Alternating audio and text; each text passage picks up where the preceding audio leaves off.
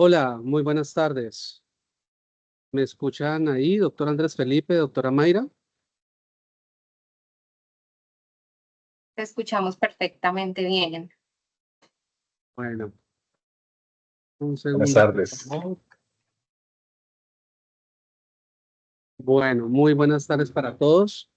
Es un honor y un placer poder compartir con ustedes este espacio de actualización normativa para todos nuestros clientes, nuestros aliados estratégicos, para nuestros grupos de interés, para abogados, estudiantes, interesados, directores de áreas jurídicas que están tratando de pensar y de repensar cómo armonizar esos cambios normativos que se están generando en nuestro día a día a partir de políticas del gobierno pues, actual en el que nos encontramos. Eh, para mí es un honor poder servir como moderador y dar la introducción a este evento virtual que hemos tenido la oportunidad de diseñar desde la firma Fonte Estudio Jurídico.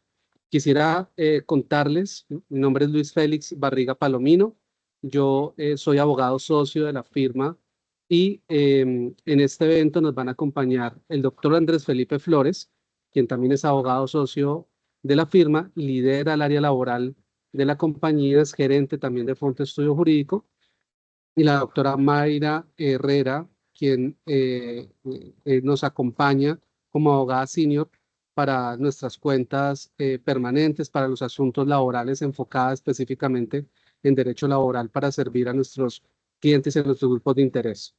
Eh, Quisiera darle la bienvenida entonces, doctor Andrés Felipe.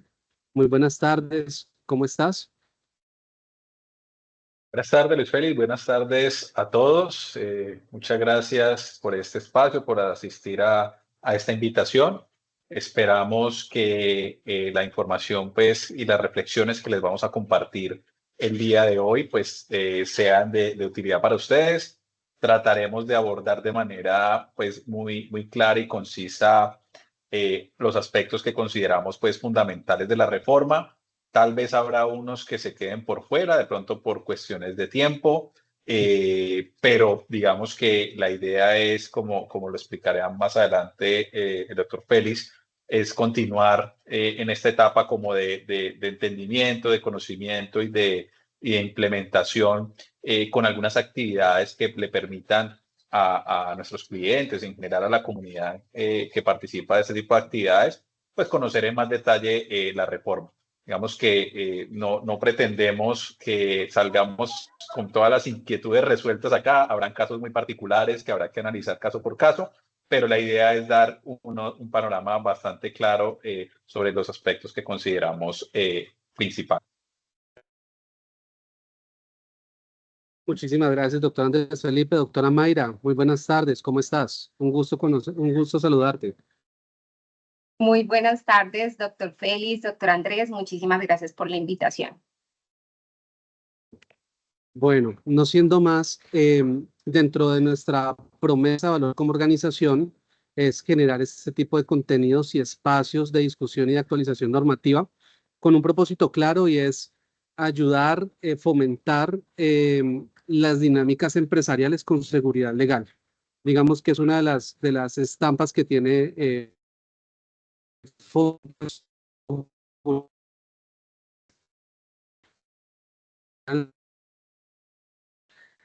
dentro de los cambios y las actualizaciones que se van dando por parte del ordenamiento jurídico, la reforma laboral que nos ocupa en este momento eh, genera unos retos importantes en diferentes aspectos que son del día a día de las organizaciones. Entonces, el objetivo de este webinar es básicamente brindar esta explicación práctica y estratégica de los principales cambios introducidos por esta ley, la ley 2466 del 2025, a través de un diálogo que vamos a tener con la doctora Maya y el doctor Andrés, quienes son expertos en el área laboral y con quienes podremos de alguna manera irnos acercando al conocimiento de una norma que pues representa varios retos. Bienvenidos. La duración del evento aproximadamente va a estar entre 60 y 75 minutos. Vamos a tener un espacio de preguntas del público que por favor les pedimos que nos las escriban en el chat para que las podamos ir abordando a medida que tengamos ese espacio. Y les solicitamos amablemente pues no hacer uso del micrófono para que la fluidez del evento pues sea la mejor. Bueno, arranquemos. Bienvenidos. Empecemos entonces con una breve contextualización, si es posible, doctora Mayra, una sensación sobre la reforma, para después ir entrando con algunos ya puntos más específicos. ¿Cómo es esta reforma a nivel general? Bueno, doctor Félix, sin duda alguna, pues es una reforma que arrancó de manera muy rápida, que de pronto nos cogió de manera intempestiva. Son 70 artículos. Esta norma lo que quiere es como generar inclusión laboral, generar, o el propósito es como formalizar o generar formas de formalizar el empleo. Entonces, pues de eso es lo que vamos a hablar el día de hoy. Muchísimas gracias, doctora Mayra. Y si te parece, entonces entremos en materia. Es una norma que tuvo mucho debate en cuanto a su viabilidad, inviabilidad. Hubo una cantidad de estrategias del gobierno nacional para poder hacer una realidad y la tenemos hoy en día. Y quisiera que empezáramos con el primer punto clave, que es el tema de la contratación laboral. Doctora Mayra, ¿nos podrías compartir qué cambios específicos trae la reforma laboral respecto a la contratación a término indefinido y la contratación a término fijo? Claro que sí, doctor Félix. Bueno, los cambios que nos trae la ley 2466 de 2025 con respecto a la contratación laboral son básicamente los que les voy a plantear a continuación. Empezamos entonces por el contrato a término indefinido. Esta ley nos habla del contrato a término indefinido como la regla general de toda contratación laboral. ¿Listo? Igualmente nos permite seguir utilizando o seguir celebrando contratos a término fijo, contratos por duración de obra o labor determinada, o los contratos accidentales, ocasionales o transitorios.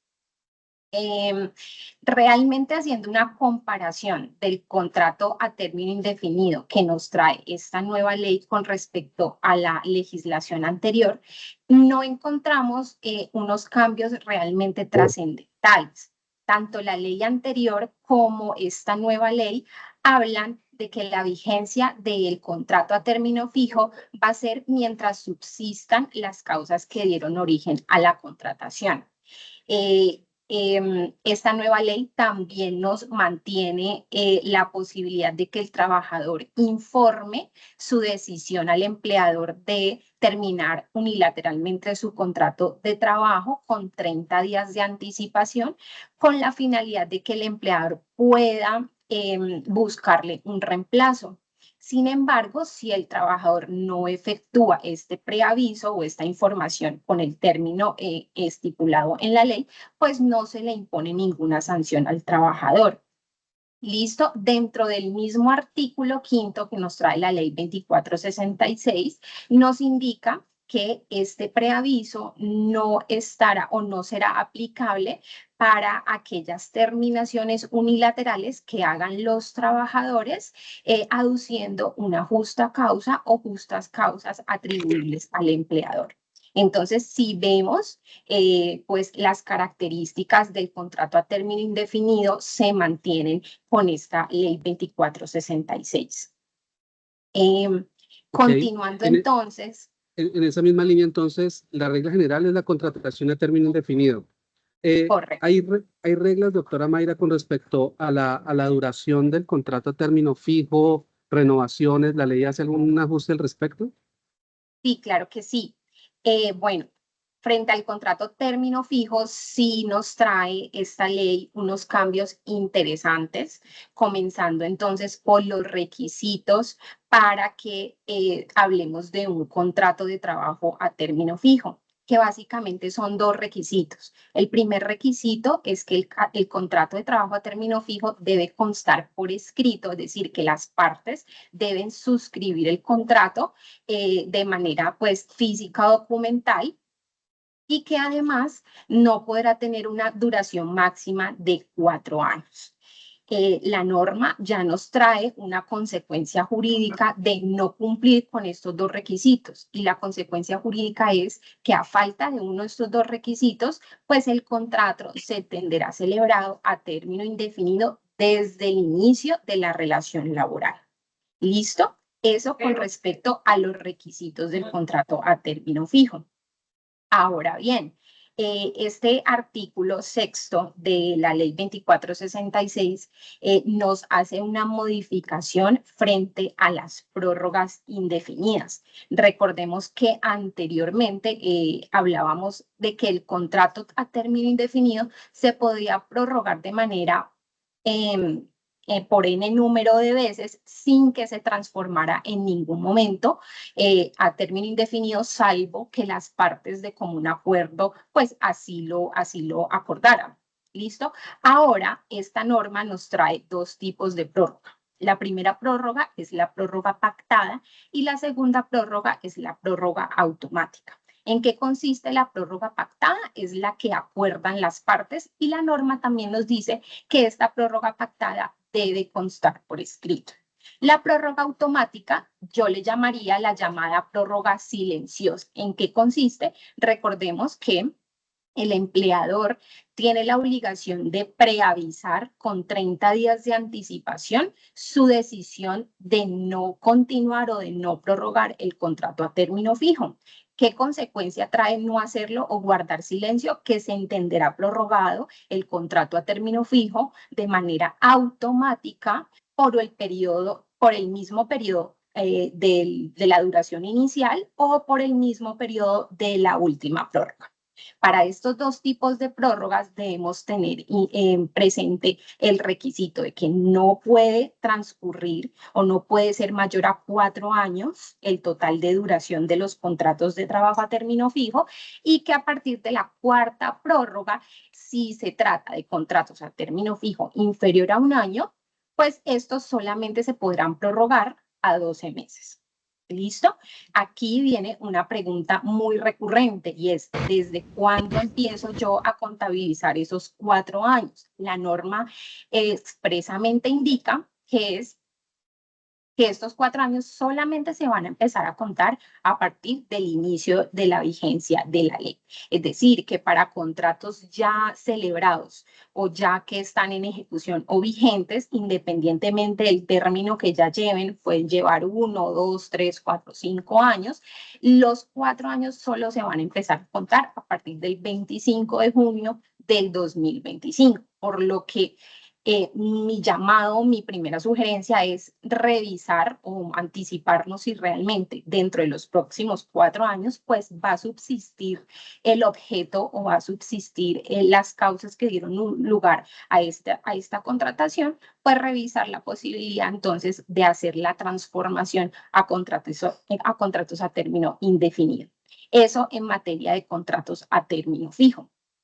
Qué pena, ahí hago una pregunta. Entonces, una recomendación desde la estrategia empresarial es hacer un análisis de cuáles son los términos de contratación en cuanto a duración que tenemos nosotros en las organizaciones para empezar a pensar en una planeación estratégica para los cambios en modalidad de contratación. Es lo que te entiendo. Sí, correcto. Perfecto. Bueno, por último, y frente a modalidades de vinculación laboral que nos establece esta ley, tenemos entonces los contratos de trabajo por duración de obra o labor determinada. Básicamente también tiene dos requisitos. El mismo requisito del contrato a término fijo, que es ser solemne o que se celebre por escrito, y además deberá precisarse de manera detallada y manera clara cuál va a ser esa obra o cuál va a ser esa labor para la cual estoy contratando al trabajador. Sin esos dos requisitos, la ley me impone entonces la consecuencia jurídica de que se entenderá celebrado a término fijo, a término indefinido, perdón, desde el inicio de la relación laboral. Una novedad que nos trae esta ley en términos de contratos de trabajo por duración de obra o labor determinada es la posibilidad que tengo en caso de que exista una nueva obra o una obra diferente o una labor diferente, yo puedo o las partes pueden acudir a adicionar ese mismo contrato, cosa que antes no se hacía, o acudir a la forma tradicional que se utilizaba en la ley anterior, que era la de liquidar el contrato, pagar las prestaciones sociales y celebrar un nuevo contrato.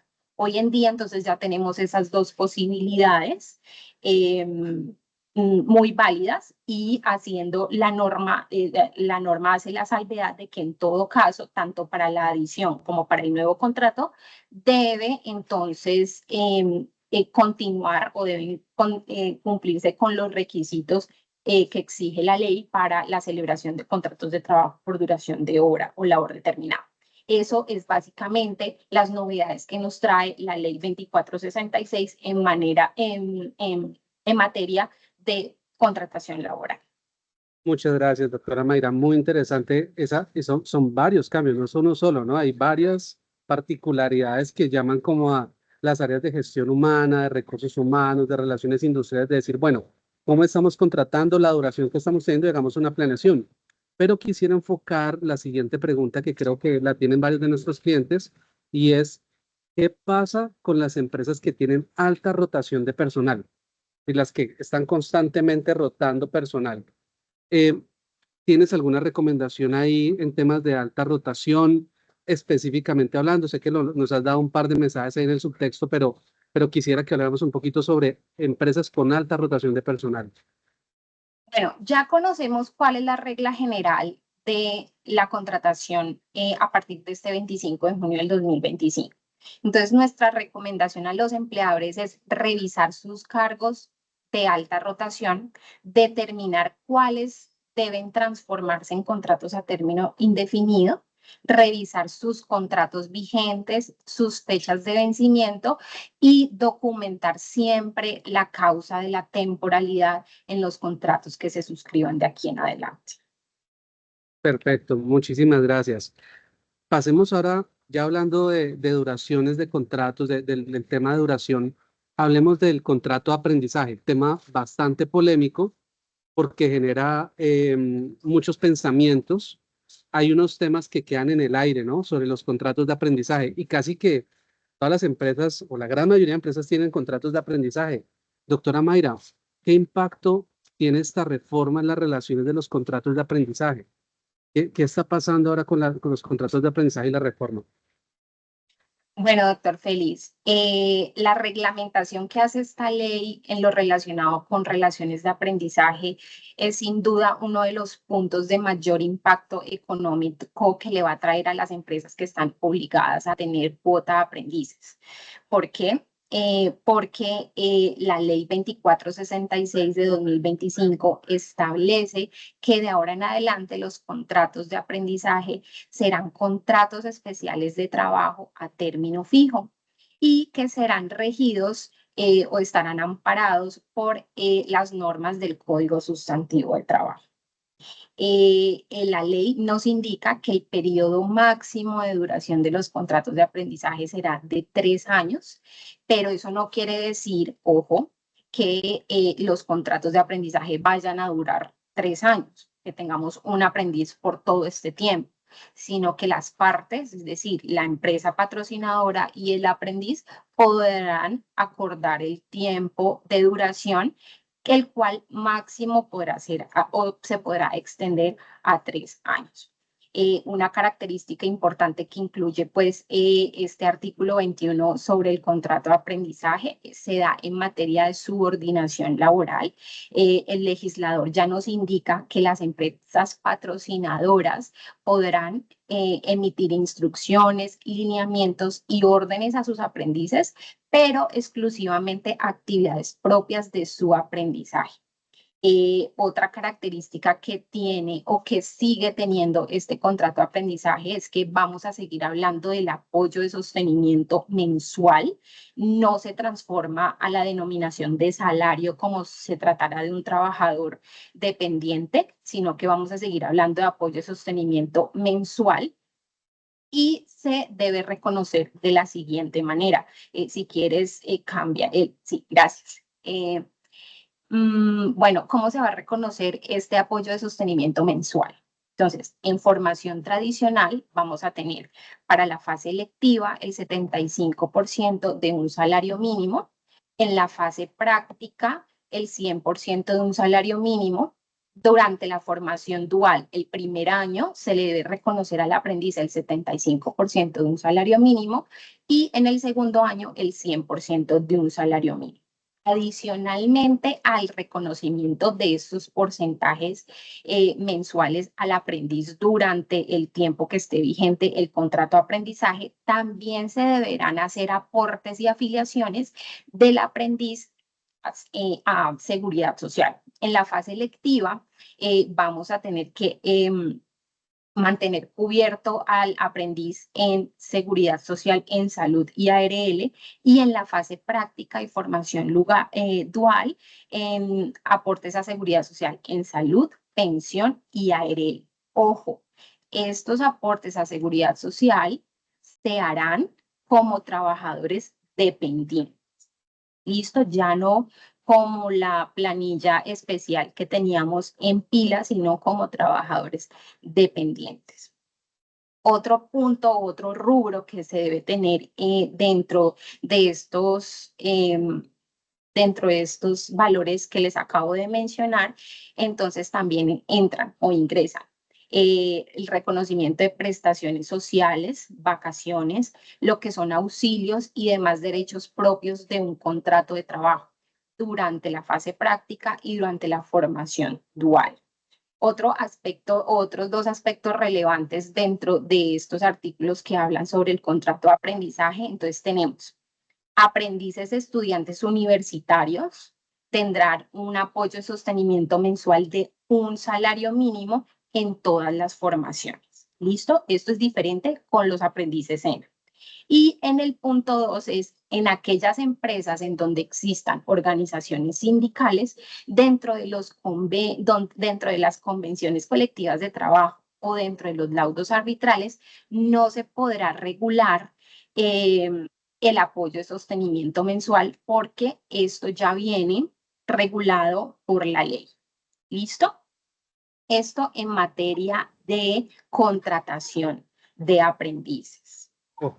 Ahora bien, viene el tema de la posibilidad de la monetización de esos aprendices. ¿En qué consiste la monetización?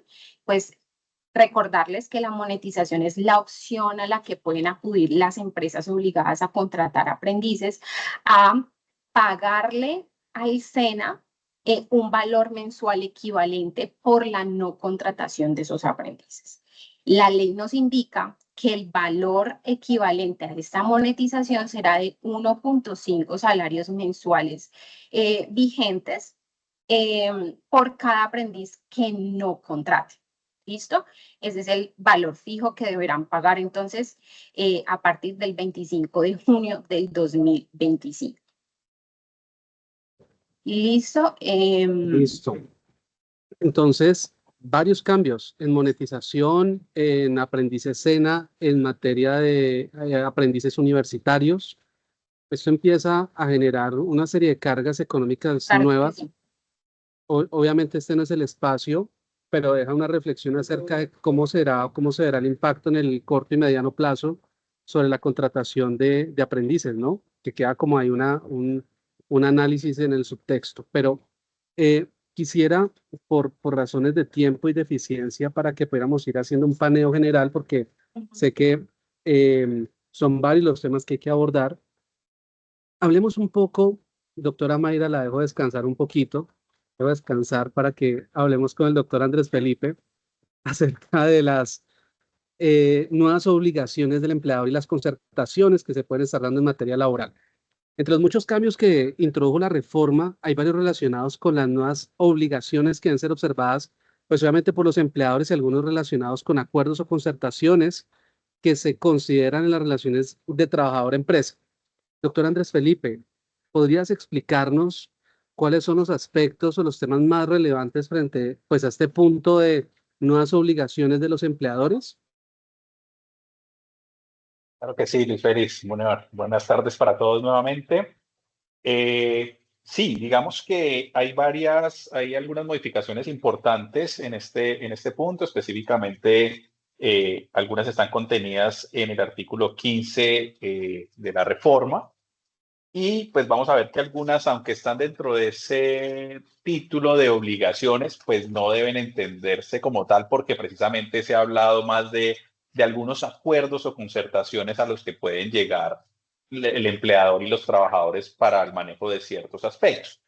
Digamos que aquí resaltamos tres de esos cambios o de esas obligaciones, específicamente en relación a lo que tiene que ver con licencias y permisos, ¿sí? Que también es un tema que parecen temas sencillos o muy operativos, muy del día a día, pero de acuerdo a la experiencia que tenemos en las labores de asesoría legal, generan en ocasiones dificultades, ¿no? Digamos que no, en ocasiones, bajo la anterior normatividad aplicable, por ejemplo, el concepto de grave calamidad doméstica, pues en ocasiones generaba algún tipo de inquietud o de dificultad poder aterrizar cuando se entendía que había una situación, un hecho que generara o que habilitara esa posibilidad de activar un permiso o una licencia para atender un tema de calamidad. Sin embargo, pues en la reforma, en el artículo 15, pues específicamente el literal se establece, hay una, digamos, mejor precisión frente al concepto de calamidad doméstica, siguiendo un poco la línea de lo que ya se tenía, como cualquier situación que afecte, pues, de manera grave la situación familiar, personal del trabajador, y digamos que entra también a cobijar un alcance en el sentido de que esta afectación se puede dar incluso entre personas que estén dentro hasta el tercer grado de consanguinidad, segundo de afinidad o primero civil del círculo, digamos, del trabajador. Entonces, obviamente, pues seguirá siendo necesario revisar caso por caso. Muchos de estos puntos van a tener que ser revisados o incorporados también para darle mayor claridad y precisión a los reglamentos internos de trabajo de las empresas, pero digamos que ahí hay un cambio importante en cuanto a poder tener como mayor claridad en ese sentido. Otro punto es los permisos o licencias para asistir a actividades escolares, ¿sí? Y acá, pues, pareciera ser un tema sencillo, insisto, pero hay un tema porque se habla de asistir como acudiente, no necesariamente se dice que es para asistir a las actividades escolares de los hijos. Y pues quienes de pronto tienen hijos o tienen sobrinos, pues en ocasiones habrán visto que a uno cuando llena los formatos de matrícula del colegio, a veces dice, bueno, presente un acudiente y uno presenta a la tía del niño, al abuelo del niño, a la abuela del niño, y entonces va a surgir una inquietud ahí frente a manejo de ese acudiente, así no sea, o ese menor al cual debo asistir a esa actividad escolar obligatoria. No soy, digamos, el papá, no soy la mamá, pero estoy registrado como acudiente, ¿sí? Entonces, habrá que ver ahí también haciendo como unos ajustes en los reglamentos, aclarar un poco más lo que menciona la ley para que se pueda, pues, permitir el uso de estos permisos para asistencia a estas actividades.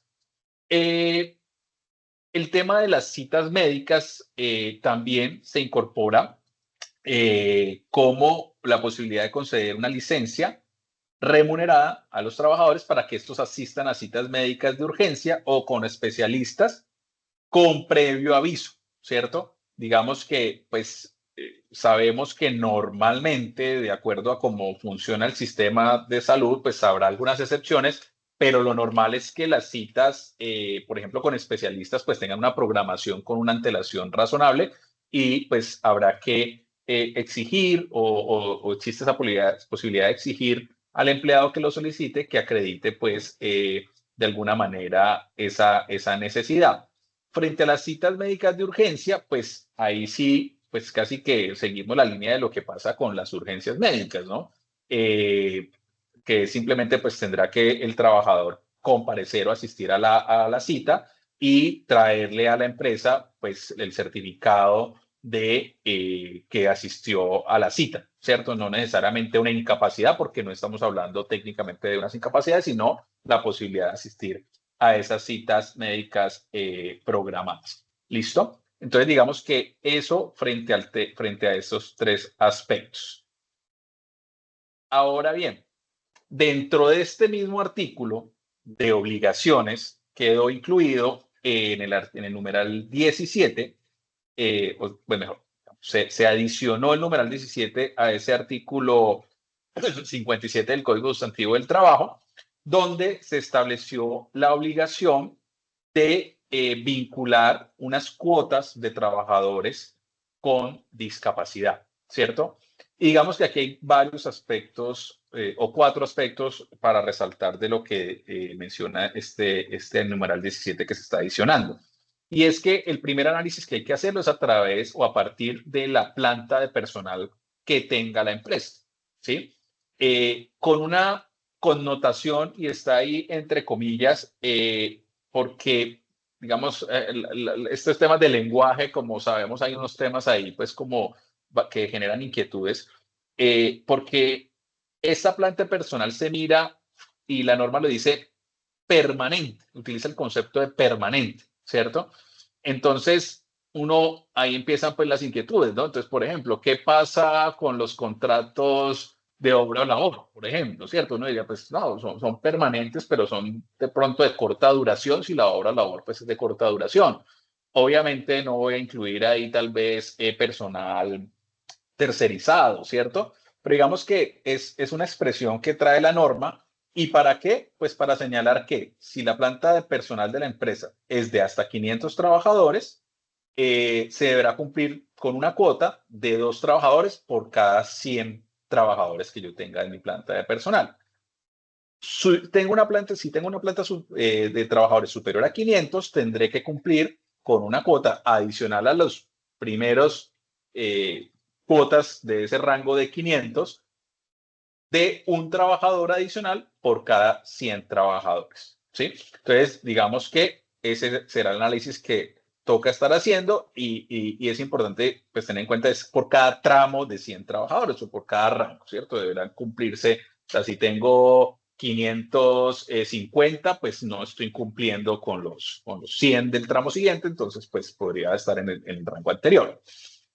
Hay un tema importante y pues esto va a implicar una, digamos, responsabilidad administrativa, una carga administrativa adicional para las empresas, y es que estos contratos se deben reportar al Ministerio del Trabajo dentro de los 15 días siguientes, ¿cierto? Entonces, pues habrá que dentro de los procedimientos de las áreas de gestión humana o de talento humano, pues incluir esa actividad que es generar el reporte. Pues hay una directriz o quedaremos a la espera de una directriz que se habiliten los canales por los cuales pues se harán estos reportes al Ministerio del Trabajo, ¿sí? La norma establece que se va a hacer pues una especie de plataforma o de sitio electrónico para llevar ese registro de información.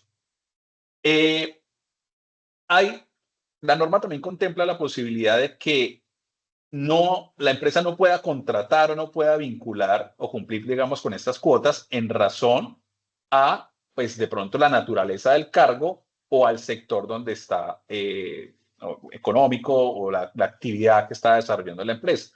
En ese caso, pues la norma lo que establece es que deberá informarlo al Ministerio del Trabajo y pues seguramente ahí lo que corresponderá es atender los requerimientos de información que disponga el ministerio para definir si hay una especie de exoneración de esta obligación. Y finalmente, en el tema de la implementación, pues la norma establece, este es uno de los temas pues como relacionados con la vigencia, establece una implementación optativa para el primer año, pero a partir del segundo año esto va a ser pues de obligatorio cumplimiento. Lo que menciona la norma es que durante el primer año pues lo que deberán hacer las empresas es ir haciendo revisiones y ajustes razonables, preparándose para la implementación obligatoria que va a operar a partir del segundo año de vigencia de la ley. ¿Listo? Entonces, digamos que estos son como algunos aspectos. También tenemos un tema que esto, cuando estábamos preparando la presentación, pensábamos, decía, bueno, esto parece un tema sencillo, eso, el tema del uso de la bicicleta y demás, pero pues consideramos que en ciertas empresas pues puede tener un impacto importante, ¿no? Y es un incentivo que ha contemplado la norma para aquellos trabajadores que acrediten el uso de la bicicleta como medio de transporte, ¿cierto? Seguramente pues esto se dará más en unas empresas que en otras. Sin embargo, hay algo importante y vuelvo al tema del lenguaje, ¿no? Porque es que la norma, específicamente el literal H que está incorporándose en el artículo 57, numeral 6, establece que, y aquí me va a permitir leerlo, dice, los empleados de empresas privadas y trabajadores regidos por el Código Sustantivo del Trabajo podrán acordar con el empleador un día de descanso remunerado por cada 6 meses de trabajo, en el cual certifiquen el uso de bicicletas como medio de transporte para la llegada y salida del sitio de trabajo.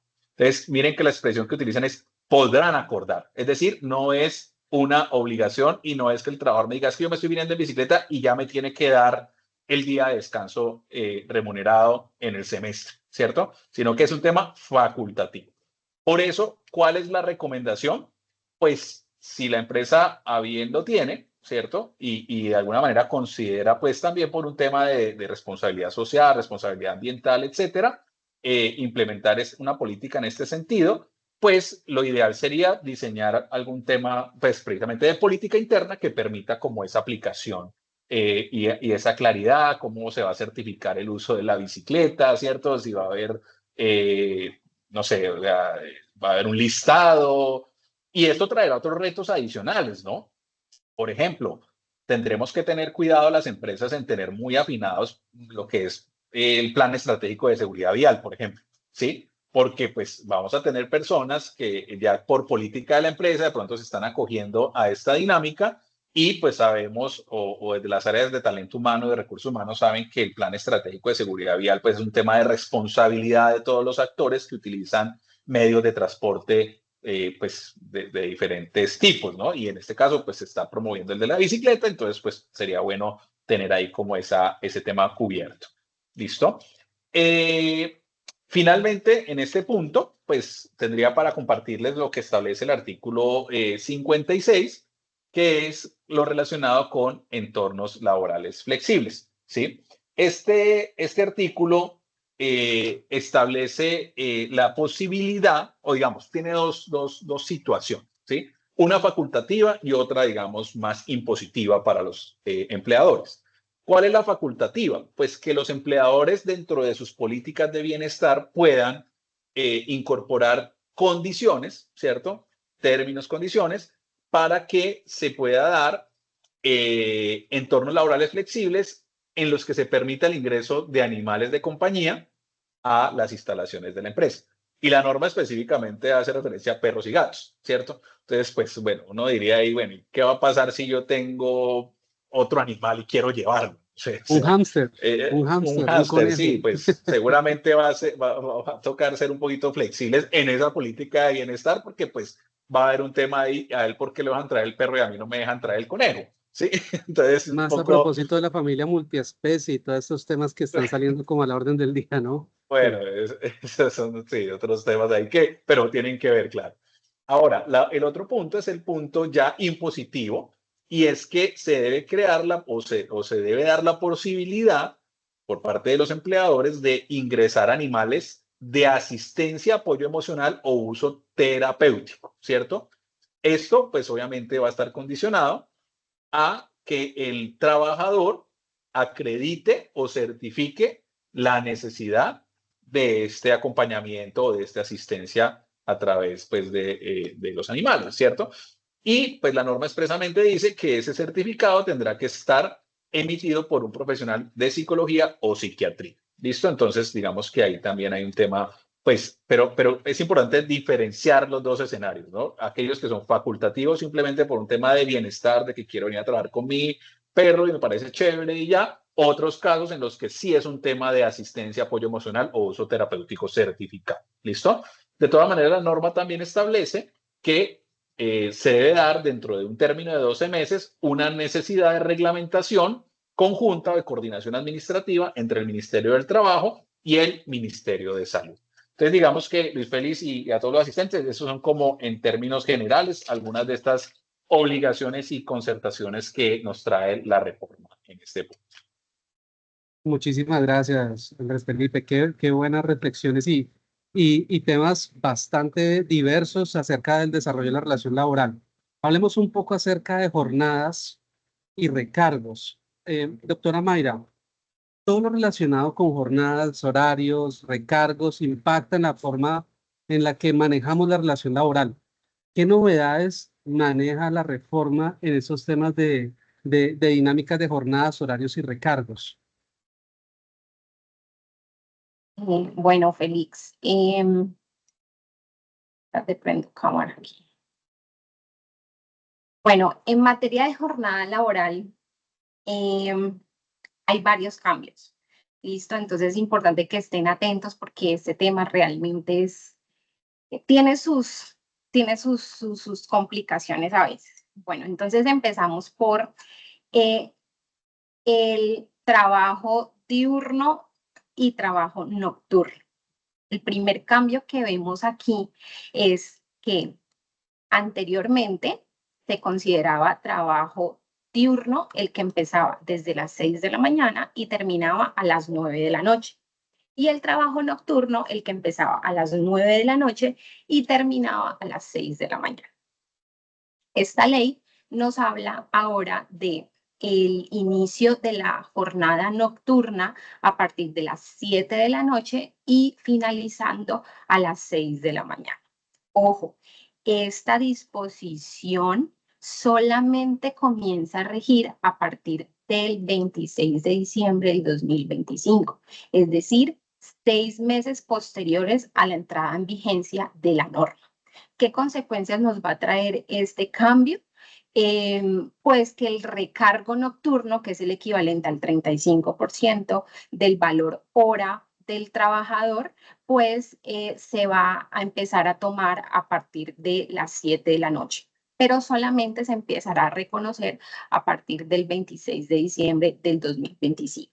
Entonces, frente a este primer cambio, las empresas y los empleadores tendrán entonces 6 meses para programar sus turnos de trabajo, para revisar y hacer las adecuaciones en nómina, para empezar entonces a liquidar de manera correcta estos recargos a partir de las 7 de la noche. Esto con respecto al trabajo diurno y trabajo nocturno.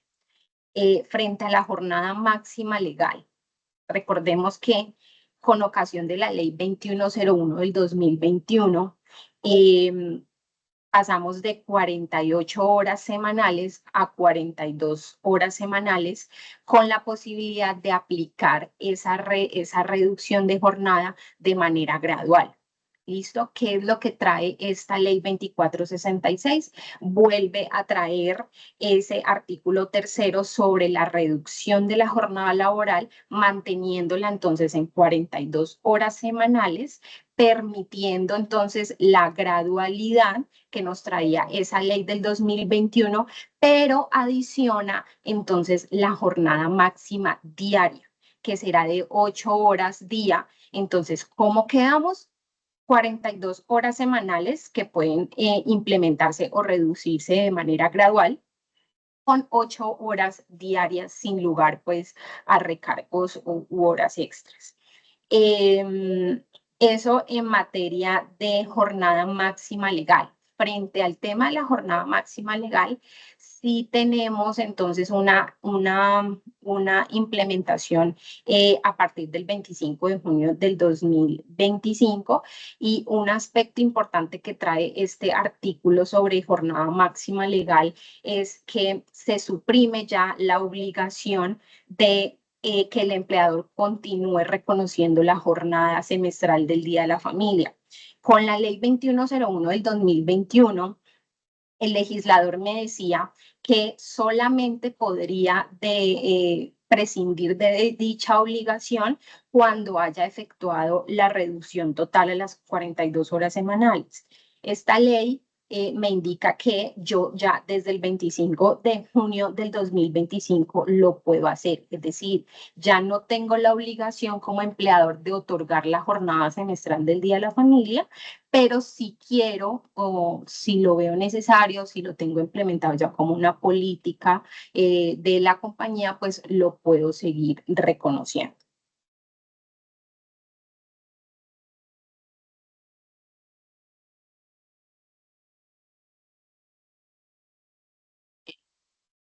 Listo, doctora Mayra, muchísimas gracias. Hablemos un poco del régimen disciplinario ahora. Doctor Andrés Felipe, ¿qué cambios o disposiciones contempla la reforma respecto al régimen disciplinario? Ese tema que va ligado al día a día, que viene conectado al ejercicio de control de las actividades, de la parte de seguimiento a la labor del empleador y en la cual pues obviamente hay mucho apoyo del área legal. La norma establece cambios en materia disciplinaria. ¿Cómo funciona el tema? Bueno, en este punto, digamos que básicamente lo que hace la reforma es incorporar ya de manera un poco más clara, por decirlo así, lo que tiene que ver con los lineamientos jurisprudenciales aplicables al debido proceso en materia de procesos disciplinarios laborales, ¿sí? Dando un poco más de claridad sobre cuáles son esos aspectos que tienen que ver. Básicamente, digamos que las normas que trae la reforma con relación a esto están contenidas en los artículos 7 y 8 de la ley 2466. Y pues los podemos resumir de la siguiente manera, que seguramente no serán muy diferentes a lo que ya en muchas empresas tienen aplicados en sus reglamentos internos de trabajo. Lo primero es, pues a partir, una vez identifique una situación que pueda configurar una posible falta, incumplimiento, violación a disposiciones legales, reglamentarias o legales, pues lo que debe hacer la empresa es aperturar el proceso disciplinario y comunicar formalmente dicha apertura de ese proceso al trabajador, diciéndole, pues, o indicándole en esa comunicación cuáles son los hechos por los cuales está aperturando el proceso, cuáles son esas conductas u omisiones, ¿cierto? Entonces, digamos que ahí es especificar de manera muy clara por qué estoy llevando al trabajador a un proceso disciplinario laboral. En la práctica hemos encontrado diferentes maneras de trabajar estos temas. Tenemos casos de clientes en los que, pues además de los hechos, las conductas, pues se especifica muy claramente y se transcriben los artículos de la ley, del reglamento, de la política que presuntamente están siendo vulnerados. Algunos incluyen también pues las posibles sanciones, digamos como diciendo, mire, si se confirma esto, pues puede pasar esto, es tener estas consecuencias o estas sanciones, pero digamos que básicamente lo que hay que darle la posibilidad al trabajador es tener claridad por qué lo estoy llamando, ¿cierto? Y ahí pues como lo hemos trabajado como en muchos casos con nuestros clientes y es lo recomendable y es que seamos en esta descripción, en ese detalle de los hechos muy específicos y muy claros, ¿no? Condiciones de tiempo, modo y lugar, ¿cierto? Porque es que en ocasiones encontramos situaciones que dicen, no, es que lo llamo le apertura un proceso disciplinario laboral porque llegó tarde. Sí, pero ¿cuándo llegó tarde? La jornada del día 7 de julio de 2025, ¿cierto? O porque le faltó el respeto a su compañero Juan. ¿Juan qué? Juan Pérez, Juan Gómez, Juan Rojas, ¿cierto? Entonces, son temas que a veces son detalles que parecieran pues, pasar desapercibidos o no ser importantes, pero es importante tenerlos en cuenta. Otro punto importante es trasladarle al trabajador las pruebas que están relacionadas con el proceso disciplinario y obviamente pues que estén relacionados con los hechos o conductas investigados. Esto pues para que el trabajador pueda controvertir adecuadamente las pruebas en el momento de darle la oportunidad. Y digamos que aquí hay una situación que se detalla en el numeral cuarto del 115, que va a quedar reformado, el artículo 115, y es que no lo dice tan así, pero de la lectura uno lo puede concluir, y es que se da la posibilidad de que ese proceso de explicaciones del trabajador o de controversia del trabajador sea o escritural o verbal, ¿cierto? En el caso de que sea escritural, pues lo que dice la reforma es que no le puedo dar un término inferior a 5 días para que el trabajador presente sus manifestaciones o explicaciones o controvierta o presente las pruebas que considere pues para sustentar sus explicaciones. En el caso de que sea verbal, que creería yo que es lo que normalmente ocurre, que es la famosa diligencia de descargos, pues será ese el momento oportuno para hacerlo, pues que el trabajador rinda sus explicaciones y presente las pruebas o controvierta las que se le están trasladando desde el inicio del proceso. Finalmente, pues tiene que haber una decisión motivada, ¿cierto? Esto es un tema importante. Yo no puedo simplemente decirle, no, a partir del proceso disciplinario decidimos que hay justa causa y terminamos su contrato de trabajo. No, hay que de alguna manera desarrollar, argumentar, especificar las causas y motivos que llevan al empleador a tomar esa decisión, ¿sí? Entonces, porque pues recuerden que si llegamos a una instancia litigiosa en la que se esté, digamos, discutiendo si hubo o no justa causa para la terminación de un contrato de trabajo, pues normal, la línea es que el empleador tiene la carga de probar que hubo esa justa causa, que se ajustó, se tipificó de acuerdo al reglamento, a la ley o al contrato de trabajo la consecuencia también. Y pues no voy a poder alegar otras, ¿no? No se pueden alegar otras diferentes a las que motivaron en su momento la decisión, bien sea una decisión enfocada a una sanción disciplinaria o a la consecuencia de terminación del contrato de trabajo. Finalmente, también habla, establece la reforma la posibilidad de que el trabajador impugne la decisión. Y aquí, pues, no fue claro la norma, debió haberlo sido, pues, digamos, para facilitar un poco el tema, en que si esa doble instancia que se activa a partir de una impugnación porque, digamos, el trabajador no esté de acuerdo con la decisión inicial, es una impugnación que tiene que surtirse en sede de empresa, es decir, ante un superior jerárquico, por ejemplo, de quien tomó la decisión en primera instancia, o si valdría la doble instancia o la impugnación directamente, pues ya diciéndole, mire, usted puede acudir a un juez de trabajo, a un juez laboral para controvertir la decisión. Entonces, pues digamos que uno podría decir, para evitar esas controversias, ajustar los procedimientos internos y habilitar esa doble instancia al interior de la empresa. Obviamente eso pues va a agregar un paso más o una carga administrativa más para la empresa, ¿sí? Y finalmente, frente a este punto, pues algunos aspectos generales a resaltar. Uno de ellos es que seguimos, pues, pero ya de manera expresa se establece lo que tiene que ver con la inmediatez, ¿cierto? Y pues digamos que este es un tema subjetivo. Normalmente siempre nos preguntan en estos procesos como que, bueno, es que la falta fue hace 4 días, ¿cumplo con la inmediatez? No, es que fue hace 8 días, fue hace 15 días. Digamos que ahí sigue dándose un margen de subjetividad porque la norma no entra a especificar pues qué va a entenderse por inmediatez. Inmediatez tampoco será pues en el mismo instante. En ocasiones es válido que sean situaciones que ocurrieron hace un tiempo, no sé, 2 meses, 3 meses, X, pero apenas estoy teniendo conocimiento ahora, porque no sé, surgieron a partir de una auditoría, por ejemplo, ¿cierto? Y pues es válido decir que ese término se cuenta desde el momento en que el empleador tuvo capacidad o posibilidad de conocer de esa situación. Frente al tema de acompañamiento de personas representantes del sindicato, hay un cambio interesante e importante. Esto vamos a ver cómo se desarrolla. Seguramente en los análisis que hemos hecho te vendrán algunas reclamaciones, demandas por parte de organizaciones sindicales, porque lo que establece el proceso disciplinario en este caso es que podrá estar acompañado el trabajador de 2 representantes del sindicato que deben ser trabajadores de la empresa, ¿cierto? Entonces, pues de alguna manera sí hay una limitación ahí de que ya, pues cuando hay casos en los que se traen acompañantes del sindicato, pero no son trabajadores de la empresa, aunque pertenecen al sindicato que está afiliado al trabajador. Pero pues seguramente eso ahí va a dar un tema para discutir. También la posibilidad de hacer uso de tecnologías de la información y comunicaciones, siempre y cuando se garantice acceso al trabajador a estas, ¿cierto? Hoy por hoy creo que muchas empresas lo aplican con el tema de la virtualidad, entonces los descargos se llevan a cabo a través de medios tecnológicos, medios virtuales, digamos que ya se expresa esa posibilidad, siempre y cuando, insisto, pues se garantice ese acceso a los trabajadores.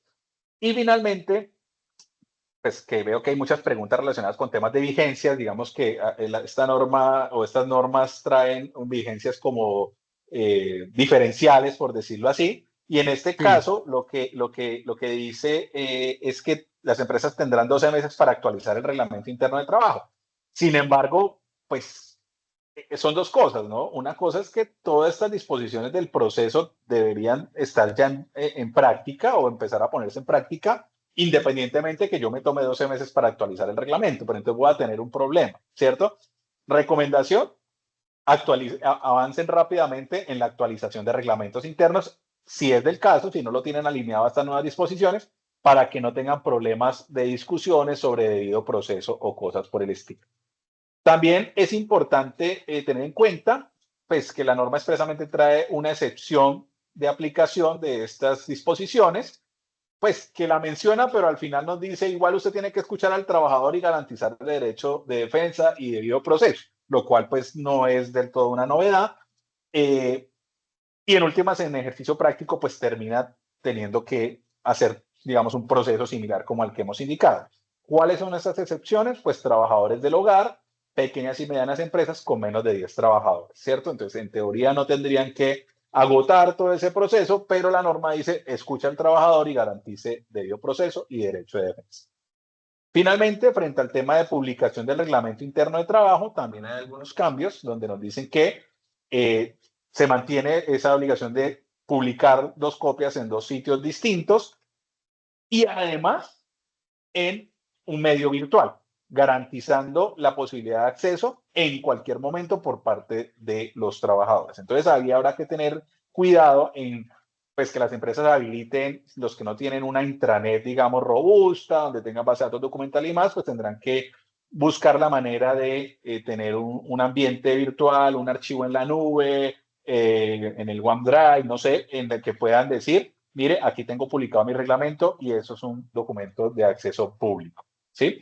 Si existen varios centros de trabajo, digamos que aquí esto sí se flexibiliza un poco, es que pues se impone la obligación de publicar el reglamento en cada uno de ellos, salvo cuando la publicación se haga por medio virtual. Entonces, si lo hago por medio virtual, como pues ya la norma indica que tengo que hacerlo, pues digamos estaría en teoría exonerado de hacer la publicación en cada centro de trabajo. Y finalmente, me establece la posibilidad de cargar la información en el sitio web de la empresa o enviarlo por canales digitales, como por ejemplo, y la norma expresamente menciona el correo electrónico, pues aunque pues seguramente algunos dirán, ¿y el WhatsApp se puede? Pues la norma no lo limita. O sea, digamos que la norma dice, por ejemplo, correo electrónico, ¿cierto? Pero pues sabemos que hoy por hoy tenemos múltiples canales digitales. Entonces, eso, Luis Félix, frente a temas de procesos disciplinarios laborales. Muchas gracias, Andrés Felipe. Muy claro, pero en muchos casos deja más que certezas, muchas dudas, ¿no? Sobre ya casos específicos de cómo le vamos a dar manejo, qué vamos a hacer aquí. El tema de la inmediatez, por ejemplo, en el tema del eventual hallazgo que motive un proceso disciplinario, lo deja también en una zona gris.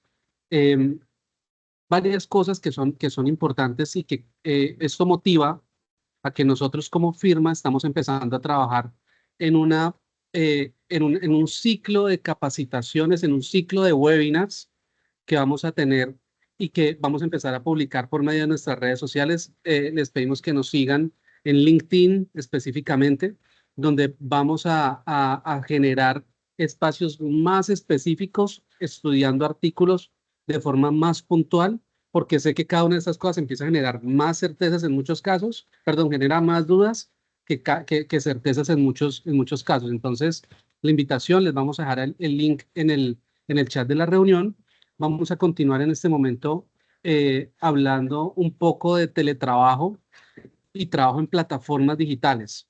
Y creo que ese es un tema que también empezó a generar una serie de cambios. Hoy en día muchos estamos bajo modalidades de trabajo híbridas, las llamadas híbridas, en las que estamos unos días presencial, unos días virtual. Esos temas de teletrabajo donde hay dinámicas en lugares diferentes al tradicional lugar de trabajo que se manejaba anteriormente. ¿Qué dice la norma, doctor Andrés Felipe, sobre este tema de las plataformas digitales y teletrabajo? Voy a dejarles, mientras Andrés empieza la presentación, el enlace para que nos sigan en LinkedIn y puedan conocer como las fechas siguientes de los eventos. Andrés Felipe. Sí, digamos que en el tema de teletrabajo, específicamente los artículos 52 y 53 que entran a modificar la ley 1221 de 2008, pues podríamos resaltar que pues, se mantienen las generalidades o modalidades de teletrabajo autónomo, teletrabajo móvil, pero se refuerzan lo que tiene que ver con, como mencionabas, modalidad de trabajo híbrido, ¿sí? Y trabajo transnacional. Hoy por hoy, pues, digamos, en especial en este último caso, pues sabemos que hay muchas empresas, en especial, por ejemplo, de las empresas que tienen enfoque o base tecnológica, que utilizan, no sé, están desde trabajadores que están ubicados en otros países, inclusive, sí, que se trasladan, pero siguen trabajando para empresas, por ejemplo, que estén ubicadas en Colombia. Entonces, digamos que estos dos conceptos sí, digamos, entran a reforzarse. Básicamente, pues aquellos trabajadores que tengan trabajo híbrido, no voy, por temas de tiempo, no me voy a tener, como les digo, en los otros tipos porque pues no hay cambios sustanciales, pero sí, digamos, en lo que tiene que ver con trabajo híbrido, que era como una mezcla ahí que utilizábamos y que funcionaba bien en algunos casos, pues ya existe o lo ideal es tener claro cuáles son las condiciones y registrar, digamos, por escrito, si es posible, la información de tal manera que pueda haber un control adecuado de cuáles son los días que el trabajador, si van a ser 2 días o 3 días a la semana en su casa y el resto de tiempo, pues, en las instalaciones físicas de la empresa, ¿sí? Entonces, que haya como un tema ahí de mayor claridad. Y frente a lo que tiene que ver con trabajo transnacional, hay un punto importante que es el que quiero resaltar, y se impone una directriz para que se fortalezcan o se avance, porque es que ahí hemos tenido limitaciones en temas de protección o en salud o, por ejemplo, en temas de riesgos laborales a trabajadores que están ubicados por fuera del país. ¿Por qué? Pues porque hay problemas. Entonces, no, es que yo le contrato una póliza de salud, pero ¿cuáles son las coberturas de esas pólizas de salud? ¿Sí me va a cubrir? ¿Por cuánto tiempo no, me va a cubrir? Entonces, pues ahí vamos a tener que esperar un poco algo de reglamentación, pero pues la idea es poder avanzar en eso.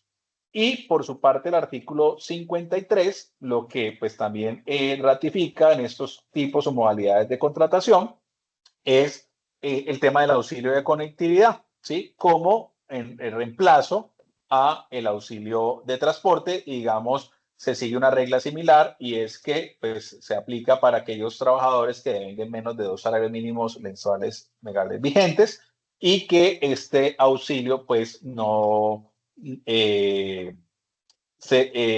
no es constitutivo de salario, ¿cierto? Digamos que eso es como lo que hay que decir ahí frente a ese punto. Ahora, frente al tema de plataformas digitales, hay que hacer una aclaración, y es que la norma sí fue, o la reforma fue muy dirigida a aquellas plataformas digitales, lo que menciona como de reparto, ¿cierto? Y pues ahí tenemos por mencionar algunas, pues Rappi, Didi Food, Uber Eats, ¿cierto? Digamos que en mayor o menor medida en algunas ciudades. No sé si, por ejemplo, las que son de transporte pareciera ser que quedan por fuera porque pues no son propiamente de reparto, a no ser que entendamos que por reparto se entiende también el reparto de una persona de un lugar a otro, ¿cierto?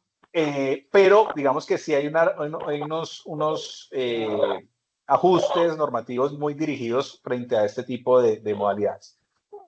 Para resaltar de estos puntos, pues básicamente se crea la figura de trabajador digital en servicios de reparto, ¿cierto? Hay otras definiciones que trae la ley, pero específicamente para lo que interesa, digamos, trabajador digital en servicios de reparto. Y se hace referencia a que ese trabajador o esta relación que surge entre la plataforma o la empresa de plataforma digital y el trabajador de servicio de reparto se da en dos modalidades, o se puede dar en dos modalidades. Una, como dependiente y subordinado, en cuyo caso, pues lo que dice la norma es que, pues nada, habrá que aplicar las normas generales del Código Sustantivo del Trabajo y las que resulten pues también de la reforma, y aquellos que tienen la connotación de independiente y autónomo, ¿cierto? Con una característica que adelanto aquí, y es que en estos casos o en esta modalidad no habrá o no puede pactarse exclusividad, ¿sí? En ese caso, pues lo principal será aplicar las normas que trae el capítulo, pues bueno, habla de capítulo, pero realmente pues son este rango de artículos que están del 24 al 30 con relación a las plataformas digitales. Algunas generalidades a tener en cuenta. Y digamos que todas están dirigidas como a imponer unas observancias o unas obligaciones que tienen que tener las empresas que estén a los que les aplique estas modalidades. Deben crear mecanismos de identificación con el objetivo de individualizar al trabajador.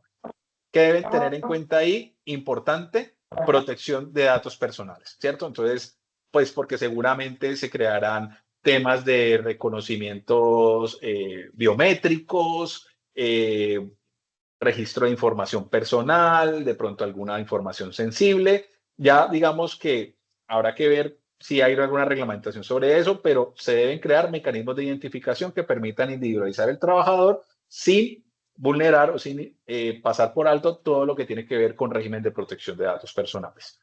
Se deben informar y pues normalmente se haría a través de la misma plataforma, según lo establece la ley, las modalidades disponibles de suscripción, digamos entendiendo suscripción ahí como la suscripción que hace el trabajador en una de esas modalidades y los términos y condiciones que le apliquen a esa modalidad en específico, ¿sí?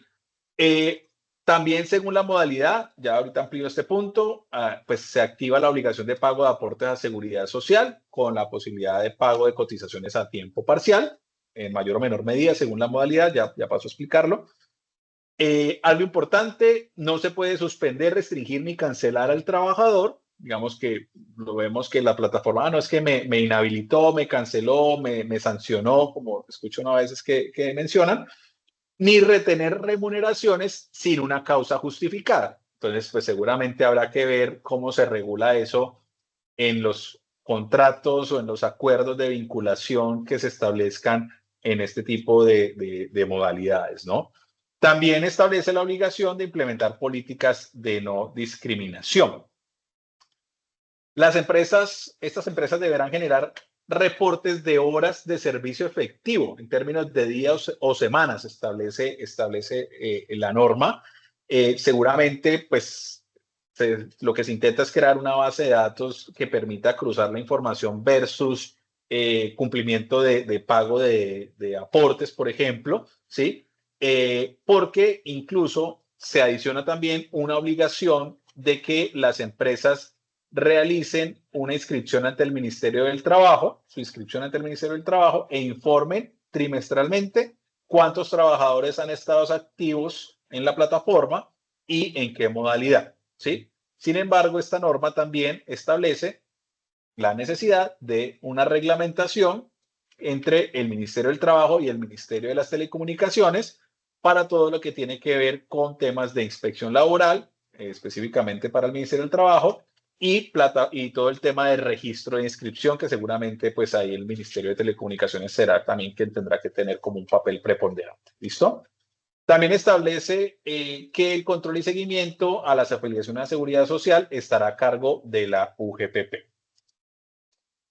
Ahora, frente al tema de seguridad social, ahí, digamos, va a haber un manejo diferencial dependiendo si estamos en la modalidad de trabajadores dependientes y subordinados o si estamos en la modalidad de independientes y autónomos. En el primer caso, es decir, dependientes y subordinados, la empresa deberá, y recuerden que decíamos que pues ahí no hay como mucha discusión, tendría que aplicar normas generales de Código Sustantivo del Trabajo, y pues tendrán que darse los pagos aportes según lo disponga o en las proporciones que disponga la normativa laboral vigente, ¿cierto? Pero en el caso de independientes y autónomas, lo que establece la reforma es que la empresa deberá pagar el 60% de los aportes a salud y pensión y el 40% restante estará a cargo del trabajador.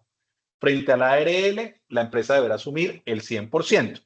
¿Cuál será el IBC o el ingreso base de cotización para realizar estos aportes en esta modalidad? Será al menos el 40% de los ingresos percibidos por el trabajador, ¿sí? Y la misma reforma establece que va a haber una necesidad también de reglamentación para realizar aquellos aportes o el pago de aportes a aquellos trabajadores que de pronto, no sé, no estuvieron muy activos en la plataforma o no generaron muchos ingresos, no superaron, por ejemplo, el monto del salario mínimo y por lo tanto, pues el aporte tendría que hacerse por un valor inferior a ese. Entonces, pues tendremos que tener también reglamentación de ese punto. Finalmente, otras obligaciones ya, pues además de esas generalidades, otras obligaciones, deberá informar a los trabajadores cuáles son esos sistemas automatizados que van a utilizar para el seguimiento, supervisión u evaluación del servicio, ¿cierto? No sé, tiempos de entrega, encuestas de satisfacción por parte de los usuarios de la plataforma, que le ponen 2, 3, 4, 5 estrellitas, ¿sí? Eso pues tendrán que informar cómo se dan esos sistemas automatizados. También deberán permitirle al trabajador o incorporar que esos sistemas puedan generar una especie de reportes que pueden darse en formatos electrónicos en los que el trabajador, si así lo solicita, pueda tener claridad sobre los pedidos que ha realizado, cuántos ingresos ha generado, cuál es el estado de sus afiliaciones, qué tipo de vinculación o de modalidad tiene, etcétera. Es como una especie, digamos, de certificación que tendría varios elementos ahí que tendrían que generarse en razón a que el trabajador lo solicite. Tener cuidado, nuevamente insisto, con el tratamiento de datos personales, que debe ser de acuerdo a las finalidades que se haya dado en la autorización expresa. Digamos que aquí conectamos con todo el tema de protección de datos personales.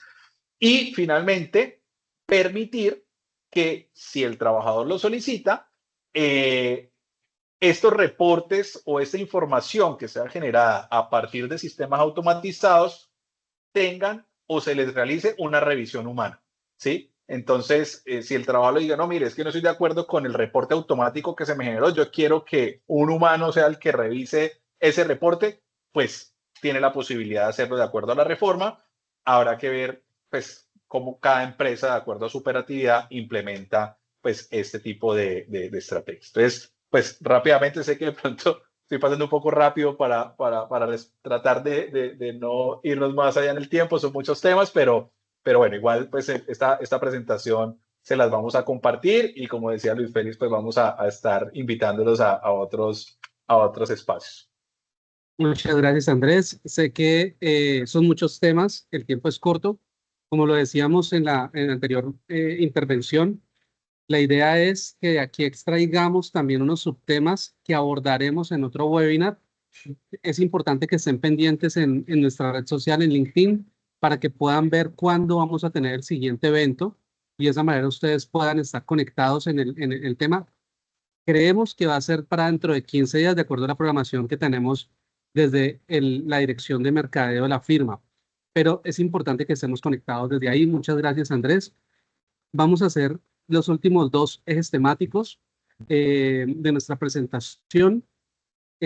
Sé que hay más temas por abordar, pero quisiera que no se nos escapara para alcanzar a responder algunas preguntas de las que se han presentado en el chat de la reunión y respetando obviamente el tiempo que nos hemos programado en esta actividad. Doctora Mayra, 2 temas que me parecen súper interesantes y muy importantes tener presente ya como regla, que casi que nos tenemos que aprender de memoria: recargos, todo lo que tiene que ver con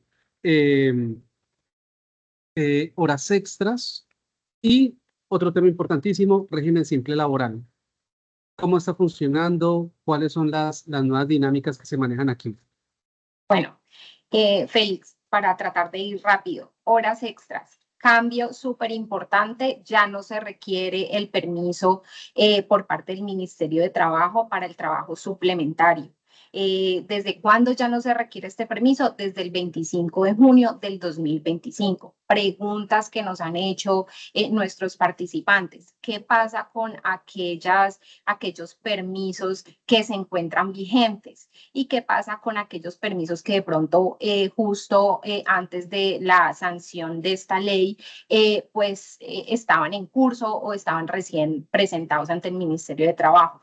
La ley ya me indica que el permiso no es requerido, luego la ley suple lo que viene en la resolución de horas extras. Listo, simplemente pues esperar que se termine la vigencia del permiso de la resolución y continuar con la vigencia de la ley. Requisito indispensable que nos exige la norma en materia de horas extras o tiempo suplementario, súper importante, se debe llevar un registro de esas horas extras. ¿Listo? ¿Qué debe contener este registro? Nombre del trabajador, la actividad que haya desarrollado el trabajador durante ese tiempo suplementario y si eran horas y si esas horas extras eran horas diurnas o horas nocturnas. Es importante que este registro se mantenga a disposición del trabajador para suministrárselo cuando él lo solicite y la norma dice que deberá acompañarse este registro del comprobante de pago de nómina o del comprobante de pago de esa hora extra. Listo, eso en materia de horas extras. La ley también me dice que en caso de comprobarse que el empleador no está efectuando el pago de horas extras, suspenderá por 6 meses la autorización que ya nos trae la ley. Listo, ello sin perjuicio de poder efectuar o imponer sanciones de carácter económico a las empresas o a los empleadores que no paguen horas extras o tiempos suplementarios. Esto en materia de horas extras. Ahora, frente al tema de recargos dominicales o festivos, la norma ahora ya me habla de recargos de días de descanso legalmente obligatorios. Dentro de esta denominación, días de descanso legalmente obligatorio ya se encuentra incluido o se debe entender como día festivo y día dominical. ¿Qué pasa con este valor del recargo? Antes del 30 de junio de este año, el valor del recargo era del 75%. Los trabajadores que laboraran día domingo se les pagaba, aparte del valor hora ordinaria, se les remuneraba un componente adicional que era el 75%. A partir del 1 de junio del 2025, ese recargo pasa al 80%. A partir del 2026, julio, pasa al 90% y finalmente en el año 2027 queda en un 100% este valor de recargo. Recomendaciones: ya las empresas y empleadores tienen que estar haciendo los ajustes en sus nóminas, en sus softwares de nómina, en sus sistemas contables, porque este incremento del 80% sobre la labor en día domingo y festivo ya empezó a regir a partir del martes de esta semana. ¿Listo? Entonces tenemos que con respecto a recargos dominicales y festivos va a haber un incremento gradual para llegar al 100%. Eso con respecto a recargos dominicales y festivo, Félix.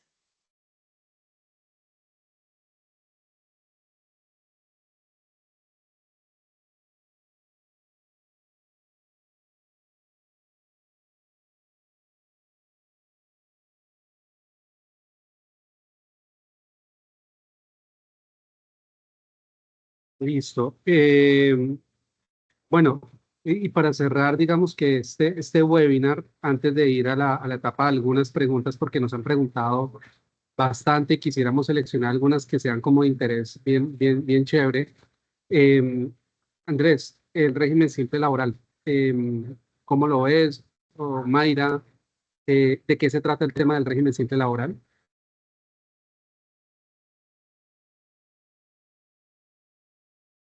Bueno, Feliz, si quieres, esa te la contesto yo. Bueno, el régimen simple laboral es una novedad que trae esta ley 2466 y es relacionada con el pago de cesantías y con el pago de intereses a cesantías. Esta ley ya nos permite, hablándose del pago de cesantías, le permite al empleador que pague mensualmente o que destine el valor de la cesantía mensual directamente al fondo de cesantías al cual está afiliado el trabajador. ¿Esto qué quiere decir? Que si el empleador cuenta pues con la provisión mensual del 8.33% de la remuneración o el componente salarial más el auxilio de transporte, para sobre eso liquidar el auxilio de cesantías, lo podrá consignar mes a mes o también podrá acudir a la consignación tradicional que se hace cada año antes del 14 de febrero. Ahora, frente al pago de intereses a cesantías, es importante tener en cuenta que la ley lo trae como una posibilidad de acordarlo entre las partes, es decir, que requiere de un mutuo acuerdo entre el empleador y trabajador frente al pago mensual de los intereses a las cesantías directamente al trabajador. Recordemos que el valor de los intereses a las cesantías es el 1% sobre el valor de las cesantías. En eso, pues básicamente consiste el régimen que te acabo de explicar.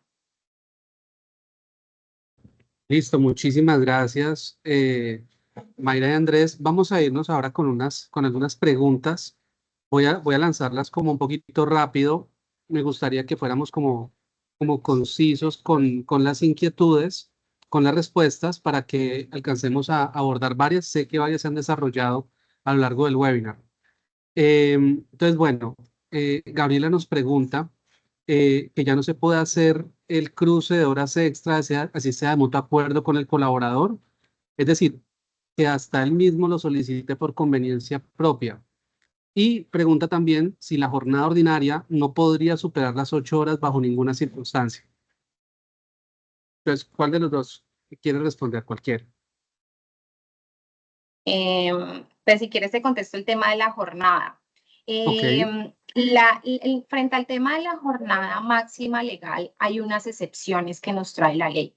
¿Listo? La primera es la posibilidad de establecer jornadas flexibles.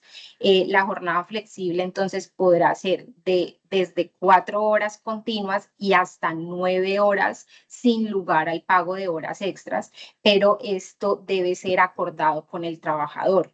Igualmente, la ley me indica la posibilidad de efectuar una jornada variable que consiste en que esas 42 horas semanales se puedan distribuir en 5 o en 6 días a la semana.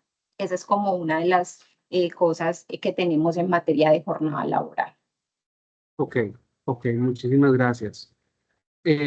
¿Algún otro comentario? Lo que pasa es que entiendo lo del cruce de horas extras. No sé, Gabriela, si nos puedes escribir como un poquito más detallado. De mutuo acuerdo, el tema de las horas extras son de orden público y atiende pues un tema de un exceso sobre la jornada laboral regular. Pero si nos puedes detallar como tu inquietud, te lo agradeceríamos. Eh, Andrés, por aquí nos estaban preguntando acerca de si se puede hacer una diligencia de descargo sin tener el reglamento interno de trabajo, usando solamente el código sustantivo de trabajo. Bueno, digamos que la respuesta iría con el famoso depende que a veces utilizamos los abogados y que sé que a los clientes les gusta mucho cuando le preguntan, porque como les mencioné en la intervención previa, pues en efecto hay una excepción de aplicación de todas estas normas relacionadas como expresamente con el proceso disciplinario, pero esa excepción no le aplica a todas las empresas, sino que le aplica a digamos, trabajo del hogar, ¿cierto? A pequeñas y medianas empresas con menos de 10 trabajadores. Entonces, si tú tienes más de 10 trabajadores, vas a tener que tener reglamento, pues, es una posición legal, y vas a tener que cumplir digamos, con el procedimiento que está indicando la reforma. Ahora, si estamos en el evento en que estás dentro de la excepción, recordar que de todas maneras la reforma establece la posibilidad de escuchar, habilitar la posibilidad de escuchar al trabajador y que él ejerza su derecho de defensa y debido proceso. Entonces, digamos que aunque no estaría tan reglado porque no tengo reglamento, pues me voy y digamos el Código Sustantivo del Trabajo tampoco te lo va a desarrollar, salvo que apliques lo que está implementando la reforma, pues sería simplemente hacer un proceso como el que ya indicamos, ¿no? Aperturar el proceso, notificando los hechos de apertura del proceso, las causas o motivos, traslado de las pruebas, permitir la controversia de pruebas y aportar nuevas y tomar la decisión motivada. Sí, digamos que ese sería como el proceso. Ok, muchas gracias, doctor Andrés. En ese mismo sentido, ¿se puede llamar a descargos al trabajador 2 veces por el mismo motivo? Otra pregunta que por ahí nos hacían. Bueno, ahí digamos que habría que diferenciar dos cosas, porque es que, a ver, un trabajador puede tener, por ejemplo, dos ausencias a jornada laboral, ¿cierto? Yo puedo tener una ausencia de jornada laboral el 1 de julio y volver a tener una ausencia de jornada laboral el 10 de julio. Aunque la falta es la misma, por decirlo así, en su naturaleza, pues son dos eventos diferentes, ¿cierto? Entonces, en ese caso, pues sería completamente válido ya aperturar dos procesos disciplinarios por esos hechos, ¿no? Y pues obviamente tener la precaución de si hay particularidades, porque en ocasiones puede ser que el trabajador haya faltado toda la jornada completa o haya trabajado o faltado media jornada, ¿cierto? Entonces pues habrá que especificarlo muy bien. Ahora, en algunos casos, lo que puede también pasar es que por la cercanía del evento se investiguen simultáneamente. Tuvimos algunos casos en algunas empresas, por ejemplo en Semana Santa, que está jueves y viernes santo, entonces algunos trabajadores no iban a trabajar jueves y viernes santo, entonces en ese caso, en una sola diligencia se puede llamar por los dos eventos. Ya digamos lo que tendrá que entrar a evaluar la empresa es, como hay dos faltas o dos ausencias, ¿cierto? En 2 días diferentes, pues seguramente eso va a influir en la graduación y la proporcionalidad de la sanción que se imponga, porque uno podría decir, pues no es lo mismo faltar un día que faltar 2, ¿cierto? Entonces, si yo voy por ejemplo, a suspender, pues, ¿por cuántos días voy a suspender? Entonces, habría que hacer ese análisis. Pero digamos que si el incumplimiento es recurrente, no hay ningún problema en llamar varias veces al trabajador en Claro que cuanto sí. se ocurra. Por ese comportamiento reiterativo, claro que sí. Mayra, la reducción a las 42 horas entra en vigencia del 2026. ¿Se mantiene la gradualidad de las 44 para este año? Sí, la reducción gradual se mantiene. ¿Eso qué quiere decir? Al día de hoy estamos en 46 horas semanales. A partir del 16 de julio, es decir, en 13 días, las empresas o empleadores deberán efectuar la reducción gradual si se acogieron a la gradualidad, entonces a las 44 horas y en el 2026 a las 42 horas. Entonces sí se mantiene la gradualidad. Listo, muchas gracias. Y otra pregunta, ¿se puede acordar con los trabajadores una jornada superior a 8 horas para laborar solo lunes a viernes y no laborar los sábados, sin que esto implique recargo por horas extras, o la máxima jornada diaria deberá ser de 8 horas? Sí se puede, de hecho la norma anterior lo traía cuando se hablaba de el incremento de la jornada para no trabajar los días sábados. Esta posibilidad se mantiene, la posibilidad de distribuir en máximo 5 días o 6 días a la semana la jornada máxima semanal, para efectos de no laborar el día sábado o no laborar el día domingo, sin que ello implique entonces el reconocimiento de horas extras previo acuerdo entre las partes. Ok, muchísimas gracias. Bueno, vamos a finalizar con las últimas 2 preguntas, si les parece bien, atendiendo pues el tema de tiempo. Por aquí nos preguntan, ¿los operarios de producción pueden tener jornada flexible o variable? Cualquiera de los dos, ¿no? Eso ya depende como de la programación en la operatividad de la compañía. Ya pueden acudir a turnos sucesivos, a turnos rotativos. Entonces, pues eso más depende como de la dinámica interna y de los acuerdos a los que lleguen con el trabajador, ¿sí? Y a la forma de la remuneración en esos casos.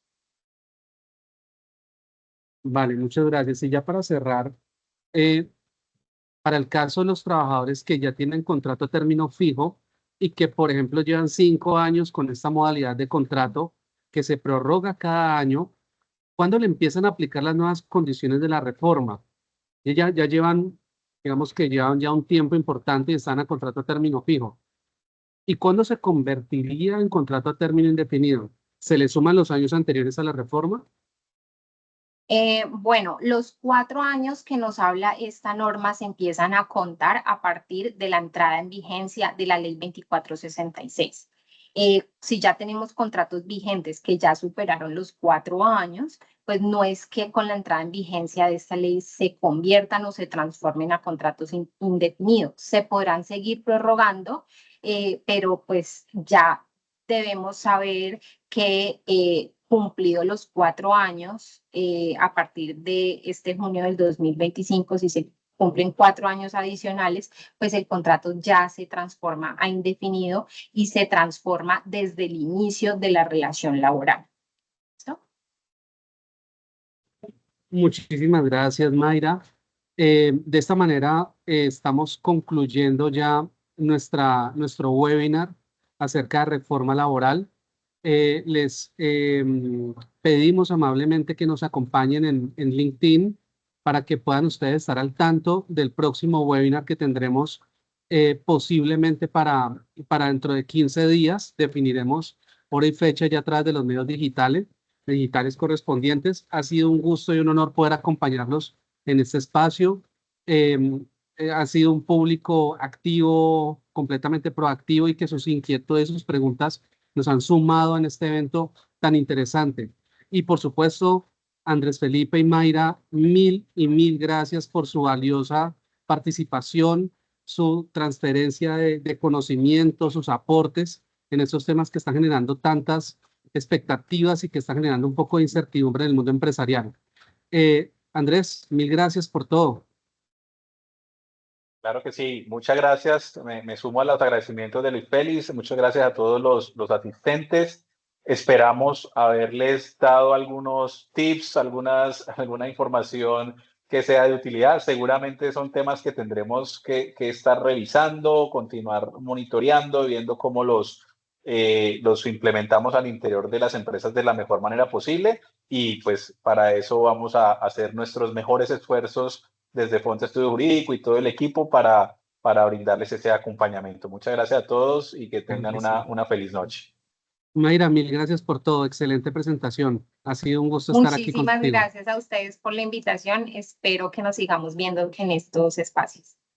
Bueno, un fuerte abrazo para todos. Mil gracias y estaremos en contacto. Un gran día. Feliz noche. Gracias.